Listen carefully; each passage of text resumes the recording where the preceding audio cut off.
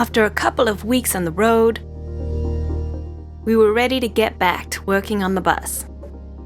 We were taking what we learned from mapping out our physical space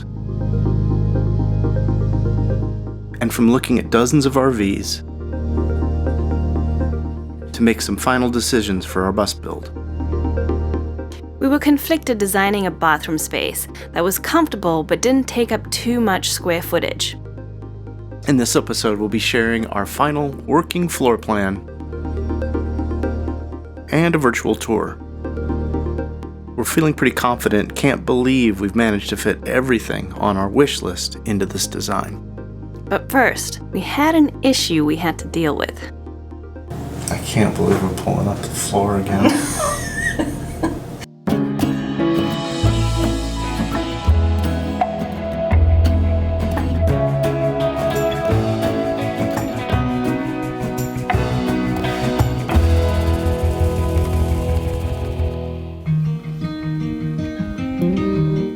With the winter cold finally starting to subside, it was time to head back into the bus. And that's when we discovered another issue.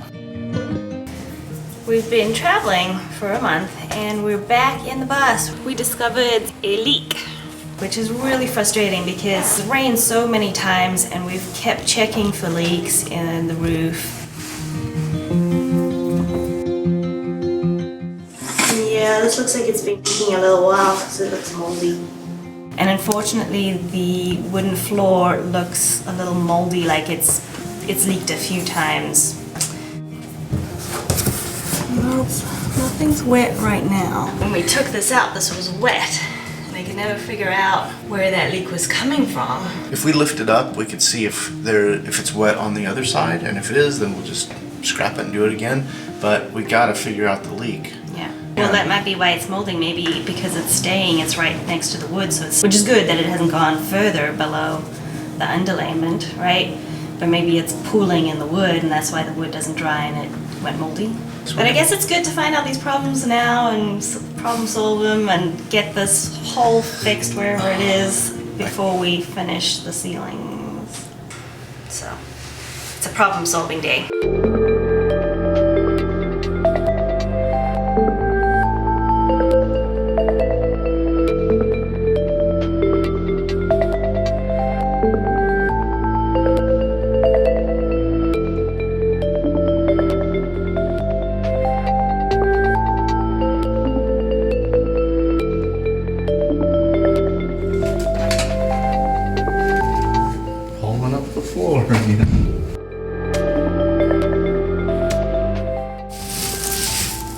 I can't feel any moisture. It's definitely not wet anymore. If it did go through, it dried up.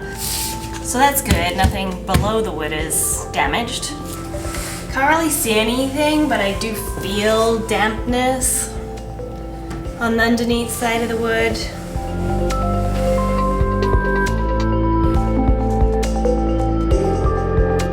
We only had to wait about an hour, and surprise, it started raining. Our suspicions were correct that it was dripping from the antenna.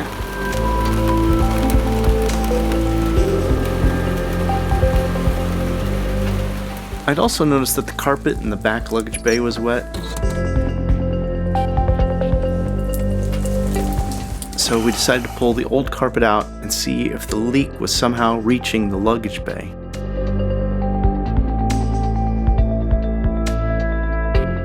So now we got the carpet all pulled out. I can see that when the luggage bay door is open, water just runs in while it's raining.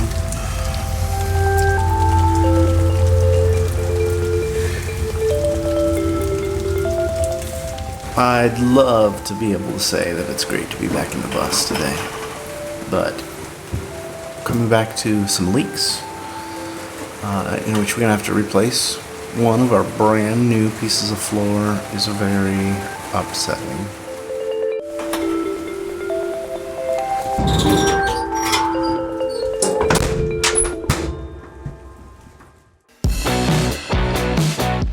Right now I'm really missing those hot, humid summer days, below freezing, your hands are frozen. It's just not fun. Yeah, I didn't know our main obstacle would be potholes and the weather. We had to buy more plywood to replace the damaged floorboards. Floorboards number 3 are going to be fantastic.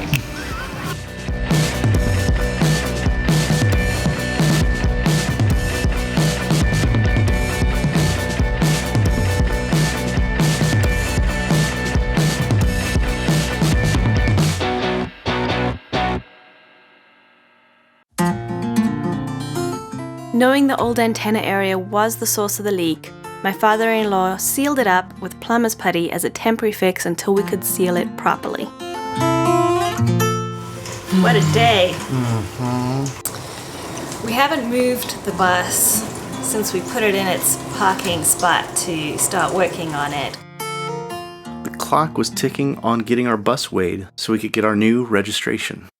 So we needed to make sure we were street legal to drive over to the nearest truck stop and get a certified weigh slip. We went through to make sure we would have all of our lighting, safety lights like brake lights, turn signals, reversing lights, marker lights, headlights. And with all the rain and the ground being just muddy and just slush, basically the weight of the bus has sunk down into the mud. And it was a real challenge to get the bus out of the mud. Ended up having to use a whole bunch of gravel. My dad did help tremendously. My dad had a bunch of broken up concrete that we put under the main drive axle. And then we even used some plywood that we had torn out of the floors of the bus.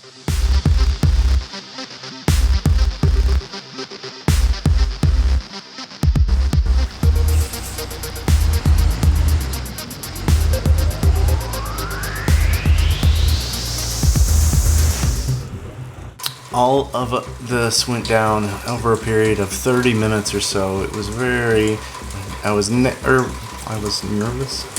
anxious, and nervous. I was driving the bus, and to drive the bus anyway without these problems, you kind of want to be paying as much attention as you can. Unfortunately, you could see here, I did run over a camera.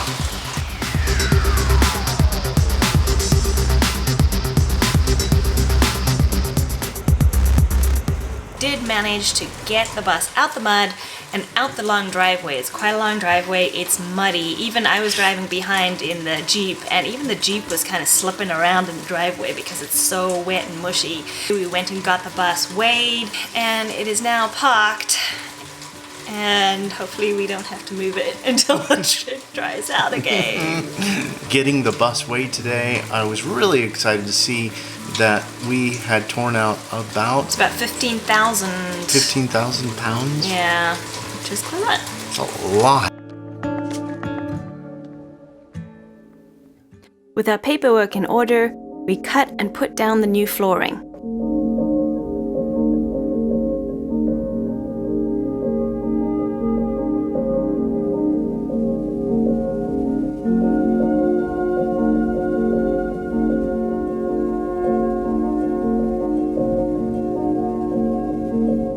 For years, we've been researching bus conversions, saving notes on small space design, and narrowing down our list of must-haves. And now we're thrilled to share our working floor plan that will be the base for our build and a virtual tour.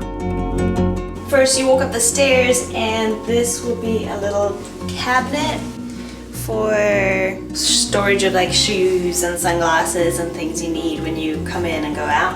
So that you can leave your shoes right over there and not wear them inside.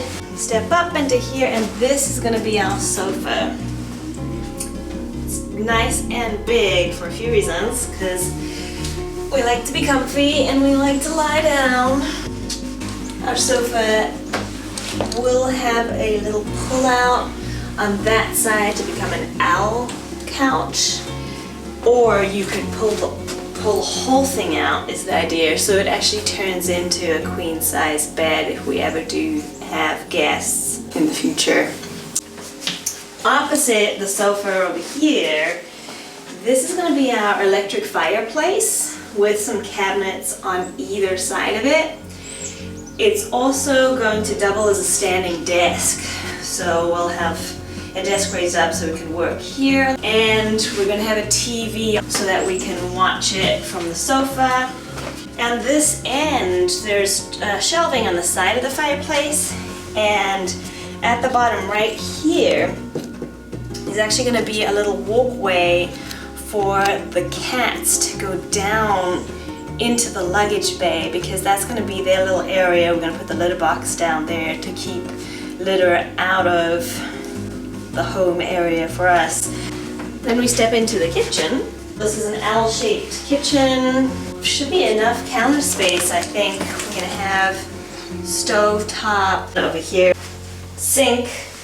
We'll have our pantry over here, and fridge in the corner here. So we're trying to keep this living area feeling pretty spacious, which I think we've done a pretty good job of. We made an extra table here that will be a fold-down table. So it can fold up, and we'll have little seats so that we could sit and work at the computer here too, with a beautiful view out the window. It also could serve as a place for us to sit and eat our meals. So we chose to go for the side hallway, and we decided it didn't have to be very wide. It just felt like a waste of space, but we did want to have the hallway down here so that you can see down through to the back of the bus to help give it this feeling of length. We come down the hallway into our bathroom. So when you first come in, this will be the toilet, and then you have sink. And then here is going to be our feeding trough bath / shower. I should still be able to fit in here. All the bonuses of being small in a tiny home. Alright, so heading back out of the bathroom, down the hallway. This is the bedroom / Pilates studio. We can get a queen size bed in here. We're thinking we're going to have a Murphy bed, which will basically fold up into a cabinet. It's going to fold up into the cabinet, and then we have all this floor space available for doing Pilates. So we're going to keep this as an emergency exit. We're planning on putting a little roof deck up on this side of the bus so that we will be able to climb out of there and hang out on the roof, have a glass of wine in the evening or something. Our idea is that we're going to build a piece of Pilates apparatus called a tower or a wall unit, and it's basically these big metal poles that come up and you attach various springs to them to do your exercises with, and we're going to make our own version of it where it's also a ladder so that we can use that as our ladder to get out onto the emergency exit and be a Pilates studio. I'm pretty excited about that. We'll come back here into basically storage. We'll keep all our clothes and whatnot in here. We'll have shelves and cabinets all along the back here. And Don's desk is going to be right here. As a composer, he needs to have his keyboard, which is pretty long, in front of his computer. So, we've got a sitting desk option in the front, a standing desk option in the front. But back here, he's thinking maybe we'll have a seat, maybe we won't, maybe he'll actually have like a little hammocky type thing that he can kind of sit in suspended while he works at his desk. So we've got loads of space back here for all of our storage needs. So I figured we'll, be able to get all our clothes, cabinets in, probably all along this side. And then throughout the back here too, this will all be storage options for our stuff. Feels like quite a lot of space right now for storage.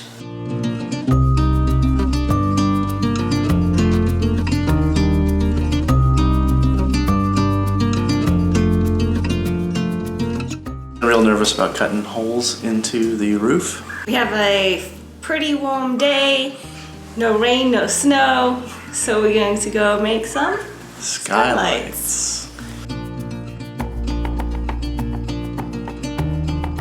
but we'll share that with you next time.